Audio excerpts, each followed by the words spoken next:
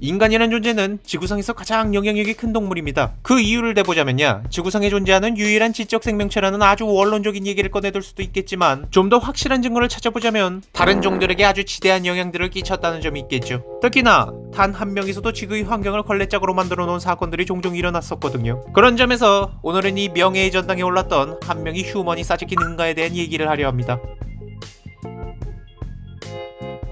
때는 19세기 말 뉴욕. 당시 제약산업에 뛰어들어 부자가 된 인물 유진 시펠린이 있었습니다. 이 사람은 한 가지 취미가 있었는데 각종 새들에 관심이 많았다는 겁니다. 그 취미 때문에 그는 아마추어 조류학자이기도 했으며 1877년부터 미국 저공화협회의 회장을 맡고 있었을 정도로 열성적이었죠. 근데 이 단체가 대체 뭘 하는 곳이냐? 1871년에 뉴욕이 부유한 사람들이 모여서 만든 협회로 미국에선 볼 수 없는 동식물을 미국의 생태계에 접목시키는 역할을 하는 단체였어요. 라고 말하면 뭔가 좀 그럴싸해 보이죠. 물론 이건 굉장히 포장된 말이에요. 좀 직설적으로 말하자면 최근 들어 많은 이슈가 되고 있는 캣맘이란 단어의 뜻을 아시죠? 이들은 미국에서 볼 수 없는 각종 유용하거나 흥미로워 보이는 외래종 동식물을 아메리카 대륙에 들이고선 방생인지 무단투기인지 모를 짓거리를 하고 있었어요. 그리고는 이들이 번식을 돕겠다며 주변 곳곳에 새집 박스들을 설치해 두었죠. 근데 아까 방생 대상이 동식물이라는데 왜 새집만 있어요? 네, 동식물이 어쩌고 했지만 사실 이분들 새 말고 다른 거엔 관심이 없으시더라고요. 즉, 이 협회는 미국 버드맘 협회라고 보시면 됩니다. 사실 이들은 창립 이전이던 1864년부터 외래종 새들을 뉴욕 센트럴파크에다 주기적으로 방생하고 있었어요. 문조, 집참새, 종달새, 멋쟁이새, 유럽참새, 노래집박이, 푸른머리대새, 대륙검은집박이 등이 있었죠.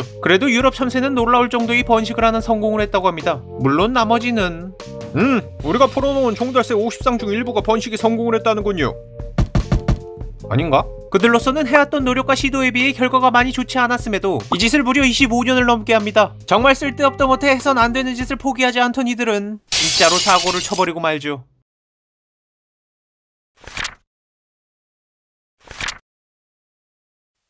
1890년 3월 초 유진 시펠린은 올해도 어김없이 센트럴파크에서 외래종새를 뿌려대고 있었습니다. 이번에 뿌렸던 것은 영국산 찌르레기였는데요. 사실 3월 초의 쌀쌀한 날씨는 찌르레기들이 이주를 하기에 별로 좋은 날씨가 아니었어요. 그렇기에 1890년에 60마리, 91년에 40마리를 뿌렸지만 겨우 32마리만 살아남았죠. 하지만 남은 새들은 기어이 쉴만한 따뜻한 곳을 찾아내 생존과 번식에 성공을 합니다. 그곳은 바로 미국 자연사박물관이 처마미치였어요. 그렇게 미국 자연사를 보존하기 위한 건물에서 미국 자연사를 개판으로 만들 싹이 점점 자라나기 시작했죠. 사실 이런 외래종 이주는 굴러 들어오는 놈과 박혀있던 놈 모두에게 별로 좋지 않아요. 굴러 들어온 놈 입장에선 기껏 잘 살던 곳에서 끌려와 뜬금없이 생존 서바이벌을 찍다 대부분 사망하죠.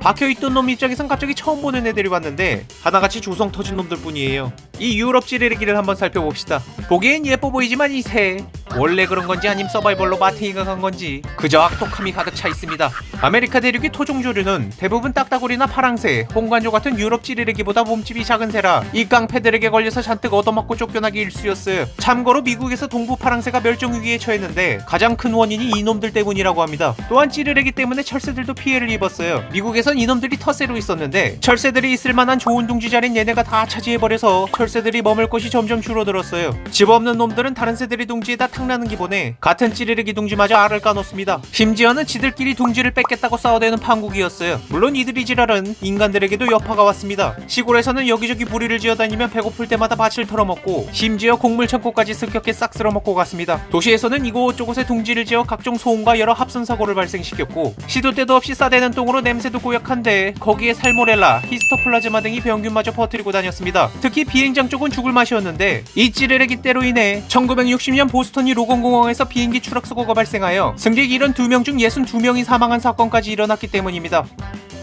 에이, 솔직히 미국이 그 큰 곡물 창고를 새가 어떻게 싹쓸이야? 솔직히 새똥으로 질병에 걸릴 확률이 낮을 텐데 너무 과장 아닌가? 비행기 사고도 그냥 새의 위험성을 몰랐던 거 아님? 그런 생각을 하실 수도 있는데 이 날개 달린 악마들이 공장에서 찍어낸 것 마냥 쏟아져 나왔다는 게 문제였어요. 이들은 채 10년도 안 돼서 미국 전역에서 볼 수 있는 흔해 빠진 새가 되었고 시간이 더 지나자 캐나다, 멕시코까지 번져 나갔다고 합니다. 즉 찌르레기 100만 마리가 곡물 창고를 습격하고 1000만 마리가 도시를 점거하며 10,000마리가 비행기에다 꼬라박는 걸 막을 수는 없었겠죠. 참고로 1990년부터 2001년까지에만 집박이와 찌르레기로 인한 항공 위험이 약 850건 정도 보고되었고 39건이 사고가 발생해서 약 161만 달러의 손실이 발생했다고 합니다. 물론 정부에서도 여러 노력을 했죠. 찌르레기 전용 살주제를 개발했으며 철새를 잡거나 죽이는 것을 금지하는 하는 철새조약법에 적용을 받지 않게 해서 새는 물론 둥지와 알을 제거하는 데 별도의 허가서가 필요하지 않게 했죠. 그래서 한 해에 무려 170만 마리의 새를 잡기도 했다고 합니다. 하지만 현재 미국에서의 찌르레기는 약 1억 5천에서 2억 마리의 개체수로 추산된다고 합니다.